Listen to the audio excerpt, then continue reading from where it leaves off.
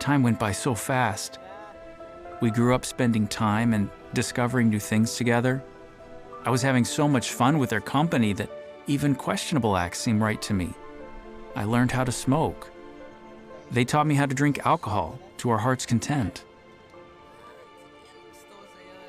It felt like it was the best time of our lives. I thought everything we did was how things were actually supposed to be. Morning po sa lahat. Thank you po. Kahit umuulan, sama-sama pa rin tayo magko-continue sa...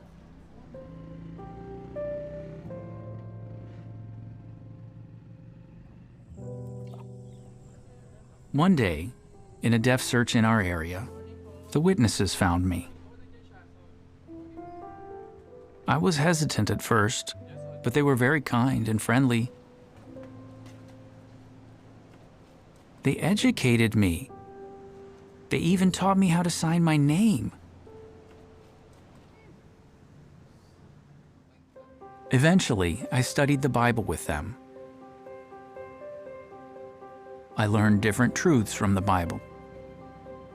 Finally came to know Jehovah, the only true God.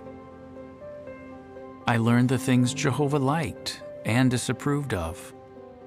Our Bible study moved me to re-examine the life I lived. I realized that what I did before wasn't pleasing to Jehovah. My love for Jehovah grew deeper, and I knew exactly what I wanted to do. I started to attend Christian meetings, and I met new friends in the congregation. The Bible changed my life. I gave my all to Jehovah and decided to dedicate myself to Him. It brought me nothing but real happiness.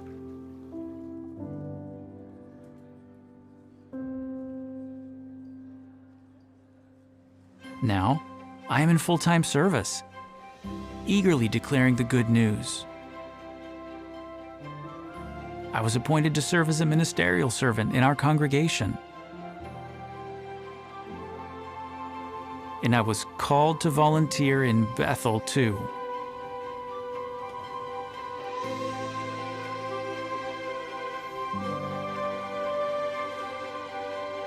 I wouldn't have felt genuine happiness in accomplishing these spiritual assignments if I wasn't in Jehovah's organization. Well, I think we know how this guy got on JW Broadcasting.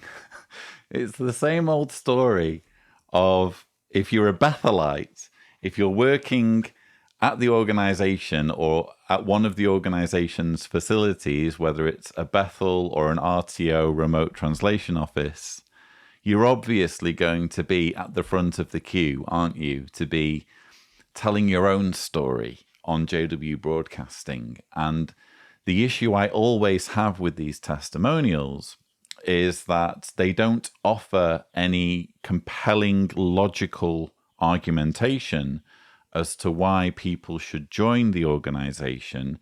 It's always about appealing to the emotions.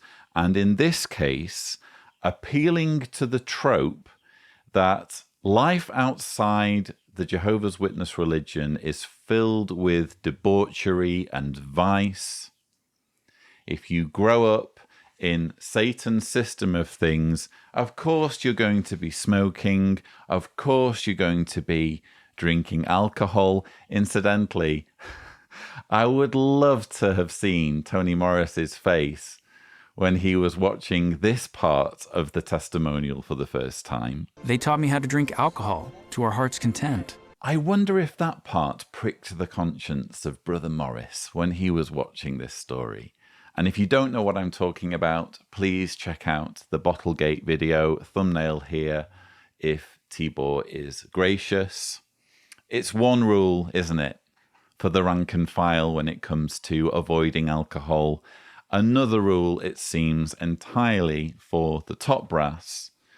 But yes, it's the same old story. If you're outside of the bubble of Jehovah's protection, people will be getting you to drink, people will be getting you to take drugs and smoke.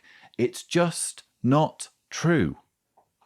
Yes, there are some people who enjoy smoking in Satan's system of things, but there are also people who don't smoke. Yes, there are people who are alcoholics or have alcohol problems or drink to excess who aren't Jehovah's Witnesses, and some who are Jehovah's Witnesses, Brother Morris. But there are also many who are not Jehovah's Witnesses who don't drink alcohol at all or drink very, very little. It's just generalizing, isn't it? It's painting with a broad brush people who are not part of the Jehovah's Witness religion as having loose morals, as being unprincipled, undisciplined, and just giving in to excess and doing everything their heart desires. And it's disingenuous. It's all part of the manipulation tactics consistently used by this organization. If you're in our club, you're safe. If you're on the outside, you're in danger. To all the deaf out there that haven't had the chance to know Jehovah yet, I hope and encourage you to study the Bible with the witnesses too. Look at me. Before, I wasn't able to read and write. I realized that even if we can't hear, we can still have a relationship with the only true God. I hope you find the same love and joy as I did under Jehovah's loving hands. Jehovah has helped me, and for that, I will always thank and love him with all my heart. What we have here is a direct appeal to the deaf community. Become Jehovah's Witnesses. If you're deaf, all of your problems are going to be solved. You are going to find real happiness if you follow the advice of this gentleman. His name, Jason Senajonon. Apologies if I've mispronounced, which I almost certainly have. Follow his example, and you're going to find real happiness. And if you don't know how to read and write, Jehovah's Witnesses will teach you out of the goodness of their hearts. Not sure that's exactly how it happened or why it happened. I think that Jehovah's Witnesses taught him how to write his own name, taught him how to read and write, educated him with strings attached. It would be great if they did that for everybody, with no compulsion whatsoever to join any religion or go to any meetings. But when you're doing it to someone, when you're doing an act of kindness to someone, purely with the expectation that they join your club or join your religion, again, what's so unique? What's so extraordinary? Is it not, in fact, quite underhanded that you're expecting something in return? In this case, expecting someone to commit their lives to an organization. I'm sure Jason is a lovely lad. I'm sure he means well.